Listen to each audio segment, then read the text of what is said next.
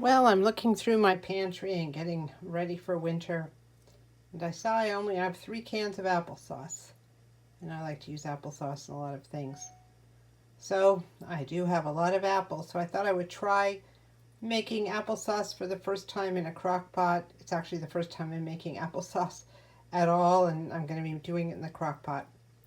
This video is part of a collaboration named Quick and Easy Meals, hosted by Simply Grace Lifestyle, Deborah Cabasa Home Living, Debbie Bubbles, and Jean Home Decor, and more. Every Sunday, a new playlist comes out.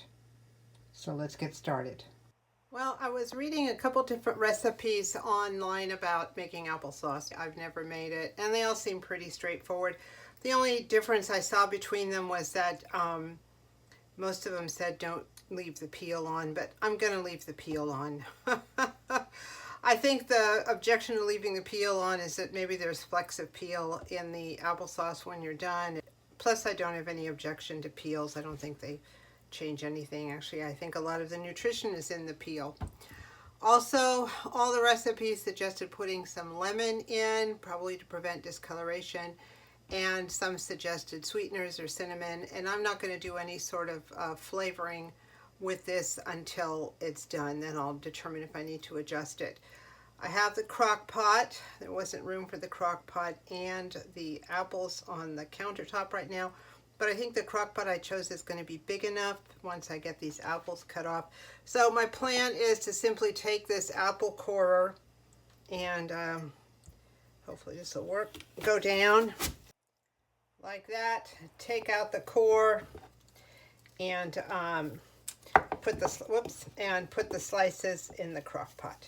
So I'm going to go ahead and do all of those apples, and I'll be back momentarily.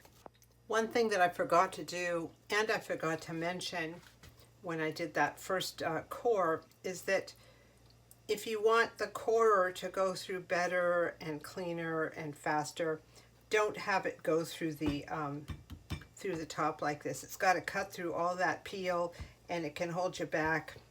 So I cut the top off like this, and then I take the corer and go like this. It's just so much easier. There's less stress, less pushing. There you go. Well, I'm partway done. I think it's all going to fit in here, though it might be a tight squeeze. I know that this is going to cook down quite a bit. Let me get that out of the way.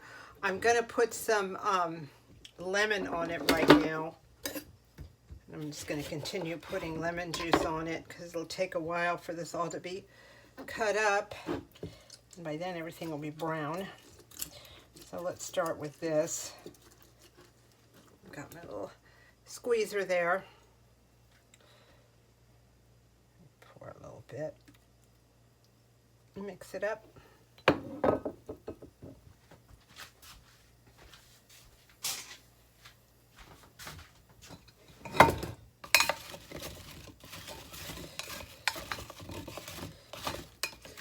And I'm going to continue cutting. Well, that certainly was a close call with the apples in the crock pot. I'm going to add a little bit more lemon to this top part and mix it all up.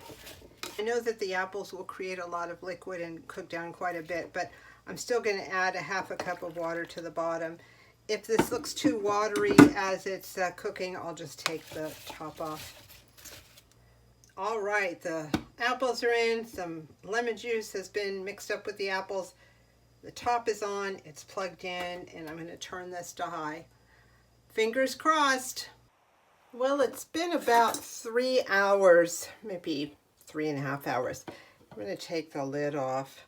It smells really good. Yeah, it's soft.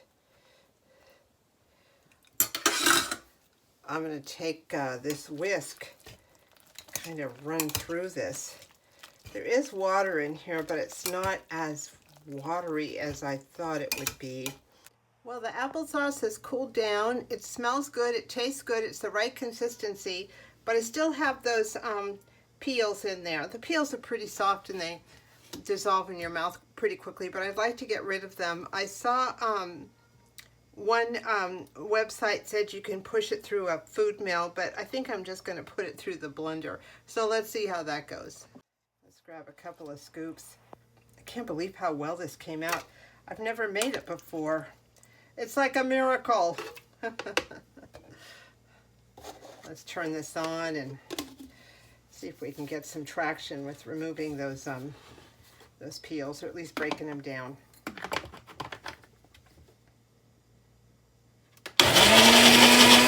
Oh my gosh. Oh my gosh, it worked great. I'm going to go ahead and put the rest of the applesauce in here and get all those peels broken down. And here it is. Here's the applesauce cooked down from all those apples you saw. So I don't can, but I do freeze. And I have these freezer containers called super cubes. You can get them in different sizes. This is a 1 cup size. Each cavity is 1 cup size. I fill them up to the 1 cup, put them in the freezer. When they are frozen, because they're silicone, they just pop out and you can put them in a baggie. Then you have convenient 1 cup sizes. So I'm going to go ahead and do that. I'm going to start. I'm probably going to need more than 1 round with this. But I'm so excited about this. Oh my gosh, it smells really good. I think it came out.